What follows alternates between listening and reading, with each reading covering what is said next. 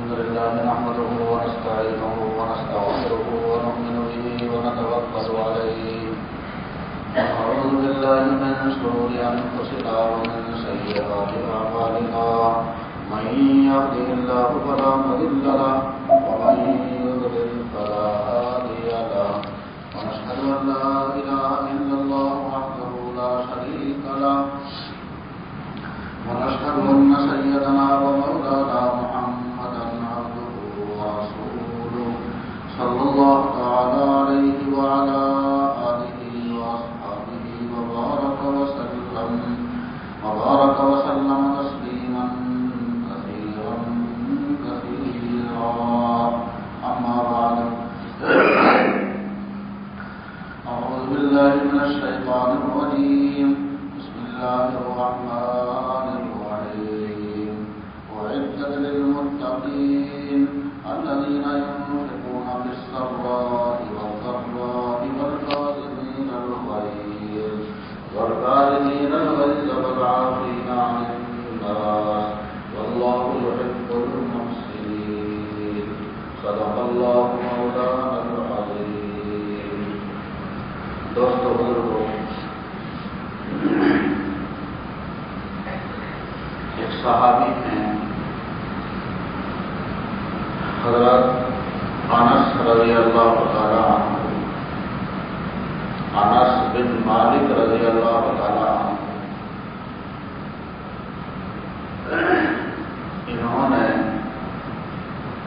حضور اکرم صلی اللہ علیہ وسلم کی 10 سال خدمت کی. حضور اکرم صلی اللہ علیہ وسلم مکہ مکرمہ سے مدینہ طیبہ تشریف لائے ہجرت فرما کر. تو یہ بچے تھے، عمر کم تھی. ان کی والدہ ام سلیم رضی اللہ عنہ حضور اکرم صلی اللہ علیہ وسلم کی خالاؤں میں ہیں. انہوں نے اپنا یہ بچہ بیٹا حضرت انس رضی اللہ عنہ کو پیش کیا حضور اکرم صلی اللہ علیہ وسلم کی خدمت کے لیے. حضرت صلی اللہ علیہ وسلم کی مدنی زندگی تقریباً 10 سال کی ہے. تو برابر 10 سال حضرت انس رضی اللہ تعالی عنہ حضرت صلی اللہ علیہ وسلم کی خدمت میں رہے. ایک مرتبہ ان کی والدہ ام سلیم رضی اللہ عنہ حضور اکرم صلی اللہ علیہ وسلم کے پاس آئی اور عرض کیا کہ جی اپنے اس خادم کے لیے دعا دیں. حضور اکرم صلی اللہ علیہ وسلم نے حضرت انس رضی اللہ عنہ کے لیے 4 دعائیں دی.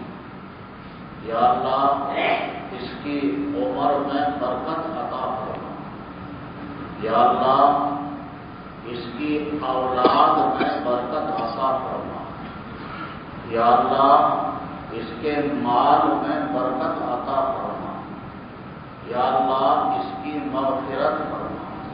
یہ 4 دعائیں دی. حضرت انس رضی اللہ تعالی عنہ فرمایا کرتے تھے کہ ان 4 دعاؤں میں سے 3 دعاؤں کو میں نے اپنی زندگی میں دیکھ لیا ہے کہ وہ اللہ نے قبول فرمائی اور تینوں دعائیں پوری ہوئی. اللہ نے لمبی عمر عطا فرمائی. فرماتے تھے ایک دعا حضرت صلی اللہ علیہ وسلم نے میرے لیے یہ فرمائی کہ یا اللہ اس کی عمر میں برکت عطا فرما. فرماتے تھے کہ میری عمر اب اتنی ہو گئی کہ میں خود اپنی عمر سے اکتانے لگا. دوسری دعا دی یا اللہ اس کی اولاد میں برکت عطا فرما. چنانچہ اولاد کی اولاد بہت ہوئی. لکھا ہے حضرات محدثین نے کہ حضرت انس رضی اللہ تعالیٰ عنہ اپنے بچوں کے ساتھ، فیملی کے ساتھ جب حج کے لیے جاتے تھے تو ان کی اولاد کی اولاد اس قدر ہوتی تھی کہ پورا مطاف ان کے بچوں سے بھر جاتا تھا. اللہ نے اولاد میں بھی برکت عطا فرمائی. تیسری دعا بھی حضرت صلی اللہ علیہ وسلم نے، یا اللہ اس کے مال میں برکت عطا فرماتے تھے. حضرت انس رضی اللہ عنہ، اللہ نے یہ دعا بھی قبول فرمائی. میرا بھی باغ ہے، میرے ساتھیوں کا بھی اسی طرح کا باغ ہے، لیکن دوسروں کا باغ سال میں ایک مرتبہ پھل دیتا ہے، اور حضور اکرم صلی اللہ علیہ وسلم کی دعا کی برکت سے میرا باغ سال میں 2 مرتبہ پھل دیتا ہے. اللہ نے مال بھی عطا فرمایا. چوتھی دعا، یا اللہ اس کی مغفرت فرما. اس کے بارے میں فرمایا کرتے تھے وَأَرْجُو الرَّابِعَةَ انشاءاللہ تعالی، انشاءاللہ تعالی میں چوتھی دعا کا بھی امیدوار ہوں، اللہ میری مغفرت بھی فرمائے گا. یہ ہے حضرت انس بن مالک رضی اللہ تعالیٰ عنہ. ایک مرتبہ حضور اکرم صلی اللہ علیہ وسلم نے ان کو نصیحت فرمائی، یا بنیا ان قدرت ان تصبح وتمسی وليس في قلبك غش لأحد فافعل. اے میرے بیٹے بچے، پیار کے لہجے میں فرمایا، اے میرے بچے بیٹے، اگر تو اس بات پر قادر ہو کہ صبح کرے شام کرے اس حال میں کہ تیرے دل میں کسی کی طرف سے کینہ نہ ہو، نفرت نہ ہو، تو ایسا کر لینا. ان قدر کا ان تصبح وتمسی وليس في قلبك غش لأحد فافعل فإن ذلك من سنتي ومن أحب سنتي كان معي في الجنة. صبح کرے شام کرے، لکھا علماء نے، حضرات شراح نے، کہ صبح اور شام بول کر جمیع اوقات مراد لیے گئے، اور مطلب یہ ہے کہ چاہے صبح کا وقت ہو، چاہے شام کا وقت ہو، رات ہو، دن ہو، ہر وقت اس طرح سے رہو. لیس فی قلبک غش لأحد، تیرے دل میں کسی کی طرف سے نفرت نہ ہو، تیرے دل میں کسی کی طرف سے کینہ نہ ہو. فافعل، تو ایسا کر لینا.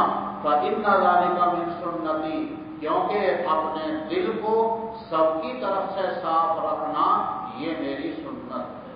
اور آگے فرمایا ومن احب سنتی کان معی فی الجنہ، جو شخص میری سنت سے محبت کرے گا وہ جنت میں میرے ساتھ رہے گا. دوستو، مجھے عرض کرنا یہ ہے کہ آج کے زمانے میں ہمارے اندر سے، اس امت سے حضور اکرم صلی اللہ علیہ وسلم کی یہ سنت نکلتی جا رہی ہے، ختم ہوتی جا رہی ہے.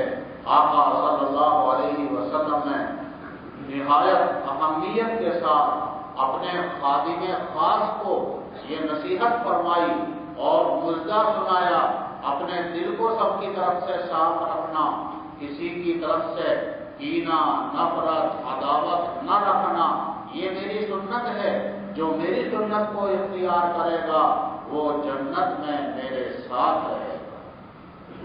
آج ہم لوگوں نے حضور اکرم صلی اللہ علیہ وسلم کی اس سنت کو چھوڑا ہے. اس سنت کو چھوڑنے کی وجہ سے آج اس امت کا معاشرہ خراب ہو رہا ہے اور بگڑ رہا ہے. معاشرہ آپس کا رہن سہن، آپس میں رہن سہن کے اعتبار سے ایک دوسرے کے ساتھ جو معاملات کرنے ہوتے ہیں، اس کو معاشرت کہا جاتا ہے۔ آج امت کا معاشرہ بہت تباہ ہے۔ آپ حالات کا جائزہ لیں، ہر جگہ کے حالات ایسے ہیں کہ امت کے گھرانے اور امت کے معاشرت انتہائی خرابی تک پہنچ چکی ہے۔ گھر گھر میں اختلاف ہے، باپ بیٹے کے اندر اختلاف ہے، بھائی بھائی کے اندر اختلاف ہے، شوہر بیوی کے اندر اختلاف ہے۔ گھروں کا سکون ہمارے ختم ہوتا جا رہا ہے، اور جو گھر جنت کا نمونہ ہونا چاہیے، اللہ حفاظت فرمائے، اس امت کے گھرانے جہنم کا نمونہ بن رہے ہیں۔ اور وجہ اس کی یہی ہے کہ ہم نے حضور اکرم صلی اللہ علیہ وسلم کی اس سنت پر توجہ نہیں کی، اس سنت پر دھیان نہیں دیا۔ اپنے دل کو سب کی طرف سے صاف رکھنا، کینہ نہ رکھنا اور عداوت نہ رکھنا، یہ تب ہوگا، یہ اس وقت میں ہوگا جب ہمارے اندر صبر و تحمل کا مادہ آ جائے۔ ہمارے اندر صبر نہیں رہا، برداشت کا مادہ نہیں رہا، بھائی نے، ایک اپنے ساتھی نے، پڑوسی نے معمولی کوئی بات کہہ دی، یا اس کا کوئی عمل معمولی سا مزاج کے خلاف ہمارے سامنے آ گیا، تو اس کی بنا پر طبیعتوں میں دوری پیدا ہو جاتی ہے، ایک بات دل کے اندر بٹھا لی جاتی ہے، اور اس کی طرف سے ایک نفرت کی دیوار قائم کر لی جاتی ہے، پھر معاشرہ خراب ہوتا ہے۔ صبر اور تحمل ہمارے مزاج کے اندر سے نکلتا جا رہا ہے۔ اس صبر کی اہمیت کا ہمیں پتہ نہیں۔ اللہ فرماتا ہے وَلَمَنْ صَبَرَ وَغَفَرَ إِنَّ ذَلِكَ لَمِنْ عَزْمِ الْأُمُورِ، جو بندہ صبر سے کام لیتا ہے، معافی سے کام لیتا ہے، درگزر سے کام لیتا ہے، یہ بڑی ہمت کا کام ہے۔ فرمایا حضور اکرم صلی اللہ علیہ وسلم نے، یہ انسان قبر کے اندر پہنچے گا تو وہاں یہ ہمارے اعمال، نماز، زکوٰۃ، روزہ وغیرہ، یہ مجسم ہو جائیں گے، یہ انسانی شکل اختیار کر لیں گے۔ اس مردے کے پاس اگر عذاب آنا چاہے گا، داہنی جانب سے عذاب آنا چاہے گا، تو نماز اس عذاب کو روک دے گی۔ بائیں جانب سے عذاب آنا چاہے گا تو صدقہ اور زکوٰۃ اس عذاب کو روک دے گا۔ کسی طرف سے عذاب آنا چاہے گا، روزہ اس کو روک دے گا۔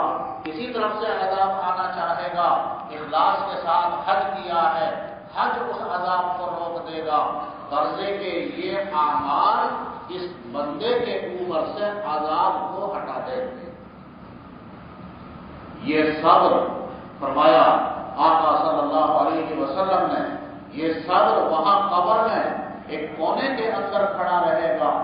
جب یہ اعمال عذاب کو ہٹا دیں گے اور یہ بندہ عذاب سے محفوظ ہو جائے گا، تو یہ صبر نکل کر آئے گا، اور ان اعمال سے، نماز، زکوٰۃ، روزہ وغیرہ سے یوں کہے گا اللہ تمہیں جزائے خیر عطا فرمائے، تم نے اس کے عذاب کو روک لیا، ہٹا دیا، میں اس انتظار میں تھا۔ یہ صبر کہے گا میں اس انتظار میں تھا کہ اگر کسی عمل کے اندر کمزوری رہی ہو اور اس عمل سے، اس طرف سے عذاب نہ روک سکے، تو میں آ کر وہاں سے عذاب کو روک دیتا، لیکن تم نے اس بندے کے عذاب کو روک دیا، اب میں قیامت کے دن اس کے اعمال کو تلنے کے وقت میں اس کے کام آؤں گا۔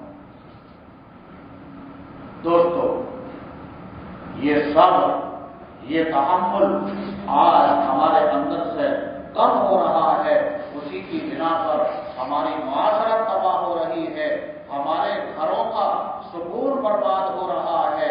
بالخصوص شوہر اور بیوی کے جھگڑے اس قدر ہیں، اللہ حفاظت فرمائے کہ انہوں نے گھر کا سکون برباد کر دیا ہے، سارے خاندان تباہ ہو جاتے ہیں، اور محلے، بستیاں کی بستیاں پریشان، نہایت پریشان۔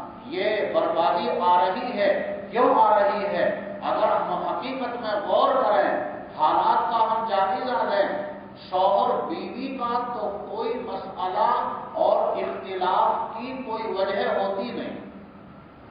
بھائی بھائی کو تو یوں کہہ سکتے ہیں کہ بھئی جائیداد کی تقسیم کا مسئلہ ہے وغیرہ، رشتہ داروں سے اور کسی چیز کی تقسیم کا مسئلہ ہے، لیکن شوہر بیوی کے جھگڑے زیادہ پیش آتے ہیں اور صرف اس کی وجہ ہوتی ہے مزاج میں تحمل کا نہ ہونا اور برداشت کا معافی کا نہ ہونا۔ ورنہ شوہر بیوی کا عموماً نہ کوئی زمین کا جھگڑا ہوتا ہے، نہ کوئی جائیداد کا مدعا ہوتا ہے، نہ کوئی بینک بیلنس کا کوئی جھگڑا ہوتا ہے۔ معمولی سی کوئی بات خلاف مزاج پیش آئی، آپس میں تکرار شروع ہو گیا۔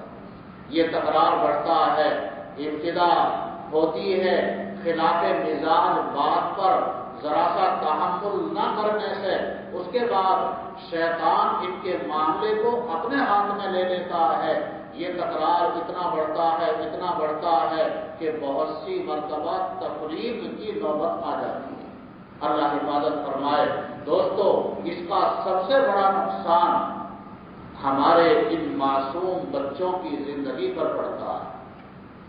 یہ بچے دیکھتے ہیں کہ اس کے والدین میں آپس میں جھگڑا ہے، بات بات پر جھگڑا ہے، بات بات پر تکرار ہے، گھر میں سکون نہیں ہے، گھر میں عافیت نہیں ہے۔ بچہ معصوم ہوتا ہے، وہ سکون والی زندگی چاہتا ہے۔ بہت سی مرتبہ یہ بچے گھر کے اس پرفتن ماحول سے عاجز آ کر باہر نکل جاتے ہیں۔ پھر باہر انہیں اپنے کچھ دوست بنانے ہوتے ہیں۔ اچھے دوست تو ملنے سے رہے، زیادہ تر برے دوست بنتے ہیں۔ وہ باہر کے برے لوگ ہمارے ان معصوم بچوں کو فتنوں کا کھلونا بنا لیتے ہیں۔ ان کی زندگی تباہ اور برباد ہو جاتی ہے۔ نہ ان کی تعلیم کا موقع ملا، نہ تربیت کا موقع ملا۔ امت کے بچوں کی بہت بڑی تعداد یہ گھروں کے جھگڑوں کی وجہ سے ان کی زندگی برباد ہو رہی ہے، اور بنیاد اس کی وہ یہی ہے کہ حضور اکرم صلی اللہ علیہ وسلم کی اس سنت کو ہم نے چھوڑا، اس پر دھیان نہیں دیا، اس پر توجہ نہیں دی۔ اپنے دل کو سب کی طرف سے صاف رکھنا ہے۔ تیرے دل میں کسی کی طرف سے کینہ نہ ہو، نفرت نہ ہو۔ اور خلاف مزاج باتیں پیش آتی ہیں، شوہر بیوی کے درمیان بھی پیش آتی ہیں، والد اور اولاد کے درمیان بھی پیش آتی ہیں، بھائی بھائیوں کے درمیان بھی پیش آتی ہیں، لیکن ذرا سا درگزر سے کام لے لیا جائے، عفو درگزر سے کام لے لیا جائے، صبر سے کام لے لیا جائے، مسئلہ وہی نمٹ جاتا ہے۔ حضرت شیخ زکریا رحمۃ اللہ علیہ کے ایک مسترشد اور خلیفہ موجال، انہوں نے مجھے بتایا کہ گھر میں میرا بہت سی مرتبہ گھر والوں سے کچھ تکرار ہو جاتی تھی۔ میں نے حضرت شیخ رحمۃ اللہ علیہ سے اس کا تذکرہ کیا۔ حضرت شیخ نے فرمایا، ارے بے وقوف، جب اپنے گھر والوں کو معاف نہیں کرے گا تو اور کسے معاف کرے گا؟ اپنے گھر والے تو سب سے زیادہ مستحق ہیں اس بات کے کہ ہم ان کو معاف کریں اور درگزر سے کام لیں۔ فرمایا حضور اکرم صلی اللہ علیہ وسلم نے، المؤمن الذی یخالط الناس ویصبر علی اذاہم افضل من الذی لا یخالط الناس ولا یصبر علی اذاہم۔ وہ ایمان والا جو لوگوں کے ساتھ مل جل کر رہتا ہے، اور ظاہر ہے کہ جب لوگوں کے ساتھ مل جل کر رہے گا تو خلاف مزاج باتیں ضرور پیش آئیں گی۔ المؤمن الذی یخالط الناس ویصبر علی اذاہم، لیکن خلاف مزاج باتوں پر، تکلیف کی باتوں پر صبر کرتا ہے، اس کا درجہ اللہ کے یہاں اس سے بڑا ہے جو لوگوں سے مل جل کر نہ رہے، الگ تھلگ رہے۔ اللہ نے فرمایا، جنت ان لوگوں کے لیے بنائی گئی ہے جو خطبے میں آیت میں نے پڑھی وہ عدت للمتقین الذین ينفقون فی السراء والضراء، جنت ہم نے تیار کی ہے متقیوں کے لیے اور ان لوگوں کے لیے جو اللہ کے راستے میں خوشحالی میں، تنگی میں، ہر حال میں اللہ کے راستے میں خرچ کرتے ہیں۔ اور ایک صفت بیان فرمائی اللہ نے، ان لوگوں کے لیے ہم نے جنت بنائی ہے والکاظمین الغیظ، غصے کو ضبط کرنے والے، غصے پر کنٹرول کرنے والے، والکاظمین الغیظ والعافین عن الناس، اپنے غصے پر کنٹرول کرنے والے۔ غصہ آتا ہے خلاف مزاج باتوں پر، لیکن اللہ کے یہ بندے متقین جن کے لیے ہم نے جنت تیار کی ہے، یہ اس غصے کے تقاضے پر عمل نہیں کرتے، والعافین عن الناس، بلکہ عفو درگزر سے کام لیتے ہیں۔ ہم نے جنت ایسے لوگوں کے لیے تیار کی ہے، اپنے نفس کے تقاضے کو دباتے ہیں، صبر سے کام لیتے ہیں، غصے پر کنٹرول کرتے ہیں۔ فرمایا حضور اکرم صلی اللہ علیہ وسلم نے، جو شخص کسی کے اوپر غصہ آئے اور وہ اپنے غصے کو اس پر جاری کرنے پر قادر بھی ہو، لیکن اپنے غصے کو پی جائے، ضبط کر لے، کنٹرول کر لے، فرمایا حضور اکرم صلی اللہ علیہ وسلم نے، اللہ اس بندے کو قیامت کے دن علی رؤوس الخلائق، ساری مخلوق کے سامنے بلائے گا اور اللہ فرمائے گا تو نے اپنے نفس کو دنیا کے اندر دبایا تھا ہماری خاطر، تو نے اپنے غصے پر کنٹرول کیا تھا، آج تجھے اختیار ہے جنت کی جس پور سے چاہے نکال۔ دوستو، ہمارے اسلاف ہمارے لیے نمونہ بن کر چلے گئے۔ حضرت حسن رضی اللہ تعالی عنہ کی ایک باندی تھی، باندی میں پیالے میں مشروب تھا، سالن تھا، وہ حضرت حسن رضی اللہ عنہ کو پیش کیا، لیکن باندی کے ہاتھ سے وہ پیالہ چھوٹ گیا، وہ پیالہ گرا اور حضرت کے کپڑوں پر گرا، وہ سالن حضرت کے کپڑوں پر گرا اور پیالہ بھی ٹوٹ گیا۔ حضرت حسن رضی اللہ تعالیٰ عنہ کو بہت غصہ آیا، باندی نے تاڑ لیا کہ حضرت غصے کے اندر ہیں، غصہ کیسے ختم کیا جا سکتا ہے؟ ان خدام کو معلوم تھا یہ صحابہ ہیں، یہ حضور اکرم صلی اللہ علیہ وسلم کے تربیت یافتہ ہیں، کیسے غصے کو ختم کیا جا سکتا ہے؟ باندی ہوشیار تھی، فوراً یہ آیت پڑھی والکاظمین الغیظ، غصے کو پی جانے والے۔ حضرت حسن رضی اللہ عنہ سخت غصے میں تھے، سخت آپ کو غضب تھا، لیکن جیسے ہی اللہ کا یہ فرمان کانوں کے اندر پڑا، فوراً اپنے نفس پر کنٹرول کیا اور فوراً کہا باندی سے قدم تو گئی تھی، میں نے اپنے غصے کو دبا دیا۔ باندی ہوشیار تھی، اس نے فوراً اگلا جملہ پڑھا والعافین عن الناس، تم نے غصے کو ضبط تو کر لیا، لیکن اللہ نے جنتیوں کی یہ صفت بھی تو بتائی ہے کہ وہ معافی سے بھی کام لیتے ہیں، مجھے معاف بھی کیجیے، خوش بھی ہو جائیے۔ حضرت حسن رضی اللہ عنہ نے فرمایا عفوت عنکی، میں نے تجھے معاف بھی کیا۔ باندی ہوشیار تھی، اس نے فوراً اگلی آیت کریمہ پڑھی واللہ یحب المحسنین، اللہ احسان کرنے والوں کو محبوب رکھتا ہے۔ حضرت حسن رضی اللہ عنہ نے فرمایا احسنت الیکی واعتقتکی، میں تیرے اوپر احسان کرتا ہوں اور جا تجھے آزاد کرتا ہوں۔ دوستو، یہ صحابہ، یہ اسلاف ہمارے لیے نمونہ بن کر چلے گئے۔ حضرات صحابہ کی یہی شان تھی، جب کوئی آیت یا حضور اکرم صلی اللہ علیہ وسلم کا کوئی فرمان کانوں کے اندر پڑتا، فوراً سر تسلیم کر دیا کرتے تھے۔ حضرت عمر رضی اللہ عنہ کے لیے آیا کانا وقافا عند کتاب اللہ، حضرت عمر رضی اللہ عنہ بڑے جلال والے تھے، طبعی طور پر غصہ تھا، لیکن جب قرآن کی کوئی آیت، حضور صلی اللہ علیہ وسلم کی کوئی حدیث ان کے سامنے پیش کی جاتی، فوراً وہاں سر تسلیم خم کر دیا کرتے تھے اور اپنی بات سے رجوع کر لیا کرتے تھے۔ ایک صحابی آئے حضرت عمر رضی اللہ عنہ کے دروازے پر، حدیث میں واقعہ آتا ہے، سلام کیا دروازے پر، سلام استیزان، السلام علیکم، اندر سے کوئی جواب نہیں آیا، دوبارہ سلام کیا، کوئی جواب نہیں آیا، تیسری مرتبہ سلام کیا، کوئی جواب نہیں آیا، تو یہ واپس چلتی ہے، کیونکہ حدیث شریف کے اندر یہی ہے 3 مرتبہ سلام کرو دروازے پر، اگر جواب نہ آئے تو پھر واپس ہو جاؤ۔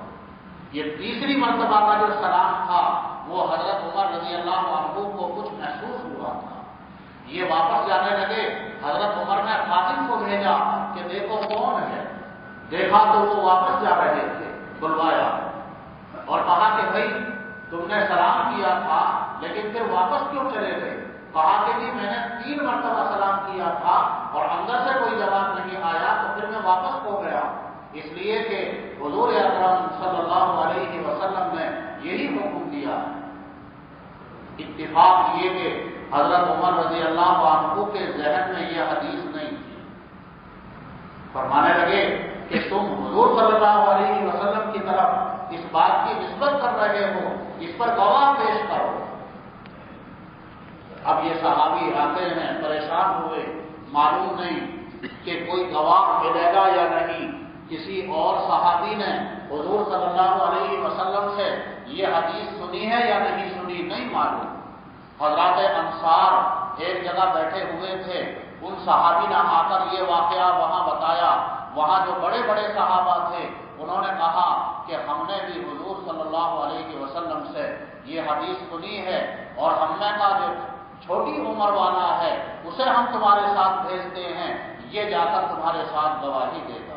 ابو سعید خدری رضی اللہ عنہ کو ہمراہ بھیجا اور ساتھ میں حضرت ابی بن کعب رضی اللہ تعالی عنہ جو بڑے درجے کے صحابی تھے وہ ساتھ میں گئے اور جا کر پہلے تو انہوں نے گواہی دی ابو سعید خدری رضی اللہ عنہ نے، اس کے بعد میں ابی بن کعب رضی اللہ تعالی عنہ نے حضرت عمر کو ڈانٹا اور یوں کہا یا امیر المؤمنین لا تکن لأمت محمد صلی اللہ علیہ وسلم عذابا، اے امیر المؤمنین آپ امت محمدیہ کے لیے عذاب مت بنیے۔ آپ کو یہ روایت نہیں معلوم تھی تو آپ لوگوں سے کہتے ہیں کہ گواہ لاؤ۔ فوراً حضرت عمر رضی اللہ تعالیٰ عنہ ٹھنڈے ہو گئے اور کہا کہ بھائی بات صحیح کہتے ہو، دیکھو تم لوگ حضور صلی اللہ علیہ وسلم کی مجلس میں حاضر رہا کرتے تھے، حدیثیں سنا کرتے تھے، میں بازار میں تجارت میں بزنس میں لگا رہتا تھا، بہت سی حدیثیں میں نہیں سن سکا، میری کوتاہی ہے۔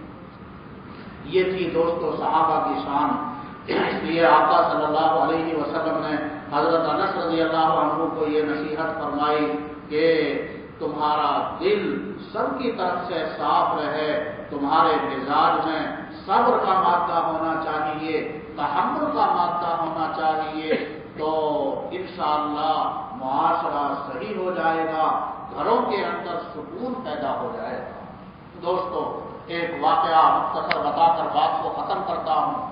ہمارے اسلاف اور اکابر میں حضرت مرزا مظہر جان جانا رحمت اللہ علیہ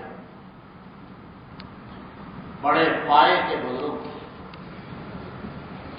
اور نازک مزاج تھے، شاہی خاندان سے تھے، عالمگیر رحمت اللہ علیہ کے خالہ زاد بھائی تھے، مرزا مظہر جان جانا رحمت اللہ علیہ، نازک مزاج تھے، معمولی سا بستر اگر برابر نہیں ہے تو سر میں درد ہو جاتا تھا، پیالہ کسی نے گھڑے کے اوپر ذرا سا ٹیڑھا رکھ دیا سر میں درد ہو جاتا تھا، خادم تھے، وہ پنکھے سے ہوا جھلتے تھے، اگر کچھ آہستہ جھلتے تو ڈانٹتے، یوں کہتے تیرے ہاتھ میں جان ہی نہیں ہے، اور اگر خادم تھوڑا زور سے ہوا جھلتے تو یوں کہتے ارے بھائی ہمیں اڑا دے گا، اتنی زور سے ہوا جھلتا ہے۔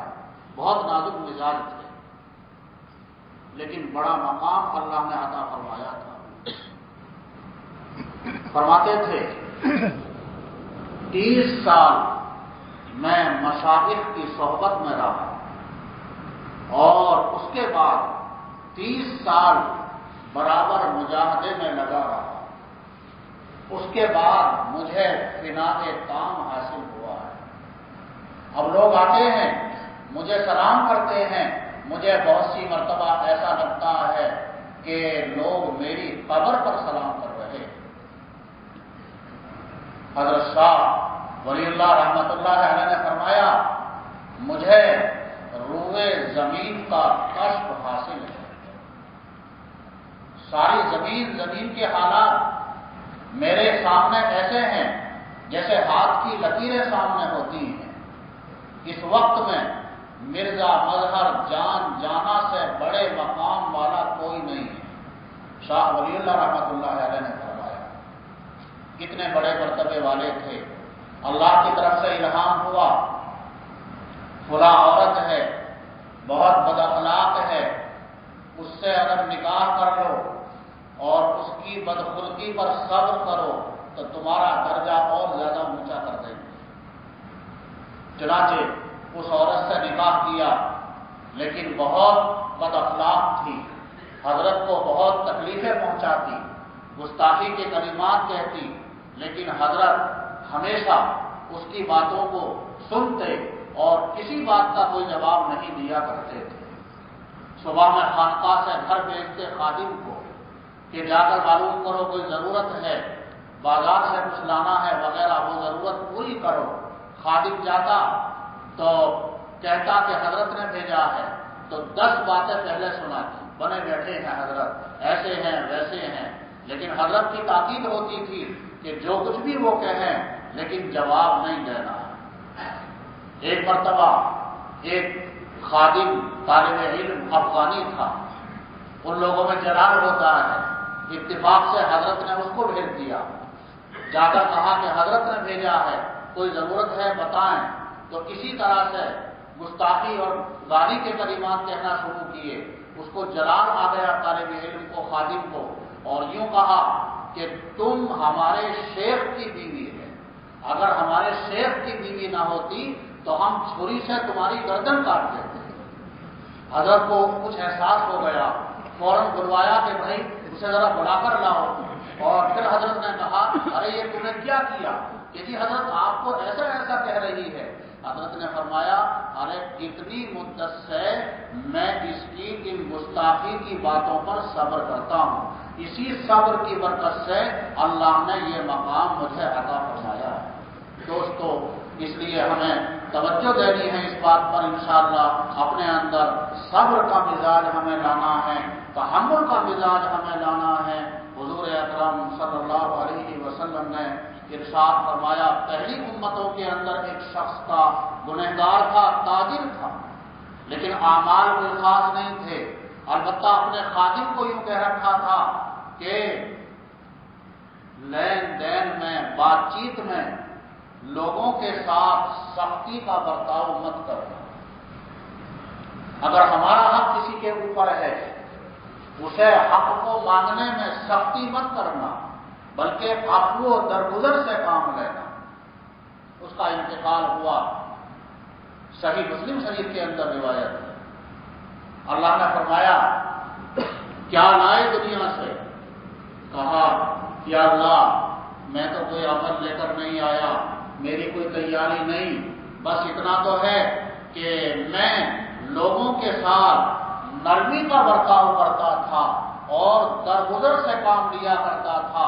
میں نے اپنے خادم کو بھی یہی کہہ رکھا تھا کہ لوگوں سے نرمی کا برتاؤ کرنا ہے اور درگزر کا معاملہ کرنا ہے۔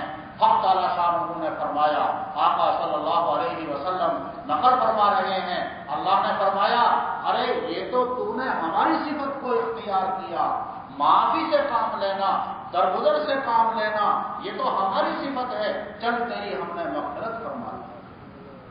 حضور اکرم صلی اللہ علیہ وسلم نے کئی نصیحتیں امت کو فرمائی اور فرمایا یہ نصیحتیں میں تمہیں کر رہا ہوں، لیکن 3 باتیں قسم کھا کر کہتا ہوں اس کے خلاف کبھی نہیں ہوگا۔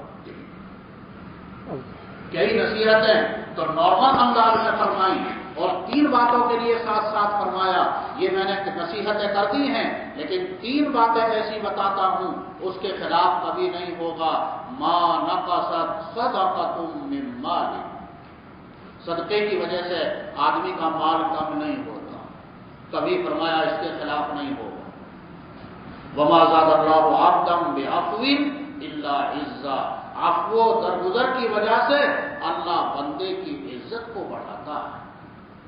چاہے وقتی طور پر ذلت محسوس ہو، کمزوری محسوس ہو، سبکی محسوس ہو، لیکن جو آدمی صبر سے کام لے گا، تحمل سے کام لے گا، عفو درگزر سے کام لے گا، آقا صلی اللہ علیہ وسلم فرما رہے ہیں انجام یہ نکلے گا اللہ اس کے سر پر عزت کا تاج پہنائے گا. اللہ دنیا میں بھی اس کو عزت دے گا، آخرت میں بھی اللہ اس کو عزت دے گا. اور تیسری چیز ہے دوستو وہ بھی بتا دوں، اس پر بھی ہمیں توجہ کرنا ہے. فرمایا تیسری چیز فرمائی وما فتح عبد باب مسألۃ الا فتح اللہ علیہ باب الذل، جو آدمی اپنی ذات کے لیے سوال کا دروازہ کھولتا ہے اللہ اس کے لیے ذلت کا دروازہ کھول دیتا ہے.